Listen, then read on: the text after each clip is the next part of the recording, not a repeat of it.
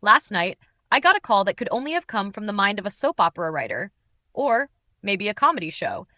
It was around midnight when my phone started buzzing and the caller ID flashed my mother's name. Now, let me tell you, she doesn't usually call me that late unless something outrageous has happened. But this time, she was completely wasted, and I could already hear the slur in her voice the moment I picked up. She said she needed a favor. Well, more like an urgent rescue mission. She asked, in her most hushed, drunken whisper, if I could sneak over and bring her the extra set of golf cart keys. And, and of course, in the same breath, she told me not to breathe a word to my stepdad. I already had questions.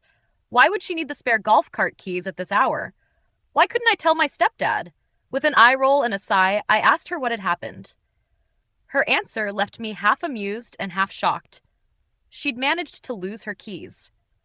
Now, losing things isn't unusual for my mother, especially after a few too many martinis. But this was different. When I pressed her for more details, she admitted, somewhat reluctantly, that she'd actually driven her golf cart right into the community pool. That's right. She had plowed the golf cart straight into the water, where it was currently bobbing, lifeless and waterlogged, like some absurd relic of her night of recklessness. She couldn't find her keys because, presumably, they were somewhere at the bottom of the pool. I had to take a moment to process this mental image. My mother's beloved golf cart, floating in the pool, while she, probably half soaked and definitely half drunk, panicked over her keys. I couldn't help but laugh a little, but then reality set in. How was I supposed to deal with this? And did she really think I'd keep this from my stepdad? So of course, I called him immediately. I mean, it was way beyond anything I could cover up alone. When I told him, he was livid. I could almost feel the steam coming out of his ears through the phone. He started ranting about her irresponsibility, her constant antics, and her complete lack of accountability. And honestly, I couldn't blame him. My mom has never worked a day in her life. She's the queen of marrying well, living lavishly, and never having to answer for much of anything. She lives in a bubble, one where the biggest worry is what cocktail to order next. But this time, her little fantasy world had led to a literal wreck in the middle of the community pool. In the end, my stepdad and I had to go down there, fish the golf cart out, and try to make sure the neighbors didn't see too much. It was an ordeal, one that we'll be hearing about for weeks, I'm sure. But one thing's for sure, this will go down in family history as yet another one of Mom's drunken escapades. Update. So, you'd think after the whole golf cart in the pool debacle, my mom would have taken a moment to reflect. Maybe even put a cork in the wine bottles for a while. But, nope. Apparently, that incident was just the beginning of what my stepdad is now calling her rebellious phase. And yes, it's every bit as chaotic as it sounds. A couple of days after we dragged her soaked golf cart out of the pool, my mom decided to go on a mini getaway to a spa resort a few towns over. She didn't tell anyone. She just packed her Louis Vuitton weekend bag and left. I found out when my stepdad called me in a panic, saying he came home to a note she'd left on the fridge. I need some me time. Don't wait up. She was gone for 3 days. And while most people go to the spa to relax, she seemed to use it as a place to blow off steam in the most dramatic ways possible.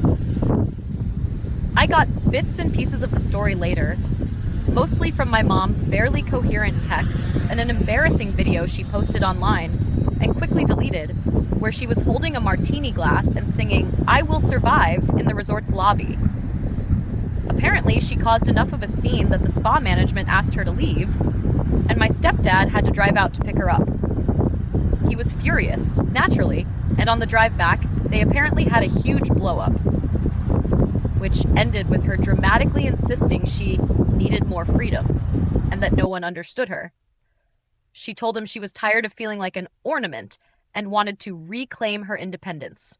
Mind you, her idea of independence so far includes being handed a new credit card every month, so take that for what you will. Anyway, since she's come back from her freedom retreat, things have only gotten weirder. She's been signing up for all sorts of random classes: painting, yoga, even a beginner's golf clinic. I have no idea where this is all going, but my stepdad and I are bracing ourselves. He's half convinced she's going through some kind of midlife crisis and has threatened to cut her off if she keeps up this behavior. But something tells me this isn't the end of it. Knowing my mom, the next incident is just around the corner. I'll keep you all posted. Update. Okay, so things have escalated even further since my last post, and honestly, I don't know whether to laugh, cry, or start packing my bags for the next disaster. After the whole golf cart in the pool fiasco and the wild spa retreat, I thought things might cool off for a while. I mean, how much more could my mom get into, right? Wrong. About a week ago, I got another call from her, and this time she wasn't slurring her words. She was, however, in full-blown crisis mode. She told me with a surprising level of seriousness that she had accidentally bought a horse. I'm sitting there on the phone trying to process this information, and all I can think is, what do you mean, accidentally? Apparently, she went to one of those equestrian retreats. Don't ask me why she thought that was a good idea after the spa trip. And while she was there, she got into a conversation with the owner about how liberating horses are.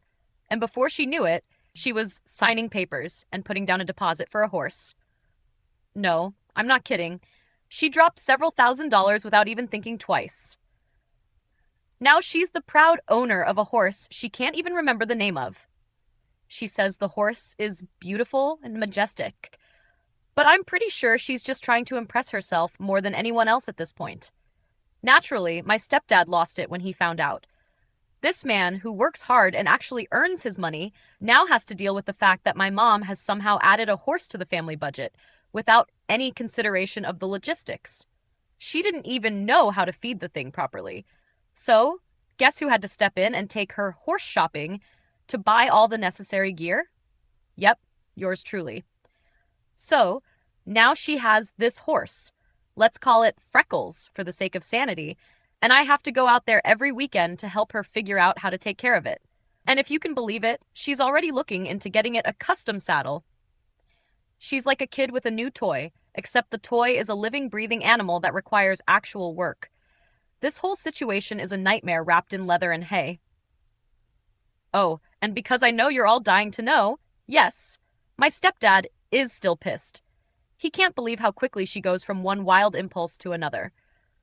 He's even talking about hiring a financial advisor to keep an eye on things, because apparently, now my mom is just throwing money around like confetti. At this point, I'm just trying to survive the chaos. But knowing my mom, I have a feeling this is just the beginning. Who knows what will happen next? Maybe she'll buy a private jet next time she's feeling spontaneous. I'll keep you all posted as the madness continues. Update. All right. I wish I could say things have calmed down, but at this point, I'm convinced my life has become a reality show. Except there's no script and it's all just chaos. So, after the whole horse disaster, which is still ongoing, by the way, yes, Freckles is alive and well, though I'm not sure she's aware she's part of some weird midlife crisis experiment, things took an unexpected turn. 2 days ago, I got another one of those late-night phone calls from my mom, but this time, she was even worse than usual. I could barely understand her at first, but through the slurring and the giggles, I pieced together that she'd somehow gotten herself into another mess.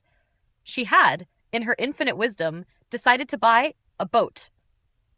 Yes, a boat. And not just any boat, mind you. She had somehow convinced herself she needed a luxury yacht. I don't know how she went from golf cart in the pool to yacht owner in the span of 2 weeks, but here we are. She told me, in what seemed like a drunken fever dream, that she was exploring options at the marina because she thought it would be fun to try something new and just get out on the water and relax. This is the same woman who can't even swim. Apparently, the exploring turned into her signing some kind of down payment contract for a 40-foot boat that's perfect for entertaining, because according to her, you can't have too much luxury. Now, here's the kicker. The boat isn't even docked where we live. It's an hour and a half away, and as far as I can tell, she has no idea how to operate it. I asked her what her plan was, and she just giggled and said she'd figure it out, because apparently that's how she approaches life. Buy first, ask questions later. So naturally, my stepdad found out. And let's just say he was not happy. If you can imagine the most furious, passive-aggressive, eyebrow-raising meltdown you've ever witnessed, that's exactly what happened when he found out about the boat. He was absolutely livid. There was yelling, slamming doors, and at one point, he almost had a stroke over the fact that she thought a yacht was a good investment. He's now, seriously, talking about seeing a lawyer to put a stop to her spending spree. But my mom? She's over the moon. She's already talking about inviting friends to cruise around the bay. She's sending me photos of the boat like it's some kind of achievement, as if she hasn't just impulsively bought a giant money pit on a whim. At this point, I'm just waiting for the other shoe to drop. Maybe she'll buy an island next. I don't know. I'll keep you updated, but it looks like this whole thing is spiraling into something even bigger than I could have ever imagined. Final update. Well, here we are. The grand finale of my mom's midlife crisis saga. I never thought I'd be writing an update this soon, but things have finally reached their peak. And honestly, I'm a little relieved it's over, if you can call it that. Let's start with the boat, because that's where everything came to a head. After the yacht purchase, things just got worse, as you might have guessed. She went from giddy to obsessed, flooding my phone with pictures of the boat's interior, asking me to come down to the marina and help her decorate. I told her I wasn't a designer, and if she needed help, maybe hire someone who knew what they were doing. But of course, she didn't listen. She was convinced this was going to be her new lifestyle, one where she could spend her days sipping mimosas on the deck while living her best life. My stepdad? He was still seething. At this point, he had pretty much given up on reason. He even moved out for a few days, staying at a hotel to cool off. He told me he was seriously considering filing for divorce. He couldn't take her recklessness anymore. First the golf cart, then the horse, and now the boat. It was like living with a toddler who just got handed a credit card and told, "Go wild." But here's the twist. A few days ago, my mom finally got a wake-up call. She was out on the boat alone. Don't ask me why she thought this was a good idea. And somehow, she managed to run it aground. It wasn't even a crazy storm or anything. She just forgot to check the depth and ended up stuck in a shallow part of the bay. She called me, half crying, saying she was stranded and didn't know what to do. I had to send a towboat to get her out, and that was the final straw. My stepdad showed up after that, and I honestly thought there was going to be some sort of, "this is it, we're done" moment. But, surprisingly, he didn't yell. Instead, he just stared at her for what felt like an eternity, and then he said, "This is ridiculous. You're out of control. This isn't what I signed up for." And that was when things turned. My mom, in her drunken haze and midlife crisis confusion, finally had a moment of clarity. She started sobbing, like truly crying. Not the kind of tears she normally uses to get out of trouble, but real, genuine regret. She said she didn't know who she was anymore and that she was terrified of losing everything, including my stepdad. Honestly, it was a little sad to see, but I couldn't help but feel some relief. For the first time in ages, it felt like she was actually facing consequences for her actions. So here we are. My stepdad has given her an ultimatum. Either she sells the boat and stops with the impulse buys, or they're done. And I think she knows he means it this time. She's already started calling brokers to sell the yacht, though she's still talking about keeping Freckles, the horse. Apparently, she's grown attached to him. It's been a wild ride, but it seems like the madness might finally be winding down. My mom's not quite back to her normal self, but for now, the spending spree is over. As for my stepdad and her marriage, well, I'm cautiously optimistic. They're talking, and it seems like they're both willing to give it another shot. So that's the end of this chapter. I'm sure my mom will always be a little extra, but at least for now, it seems like the storm has passed. Thanks for following along, and I'll be here if anything else completely insane happens, because let's be real, it probably will.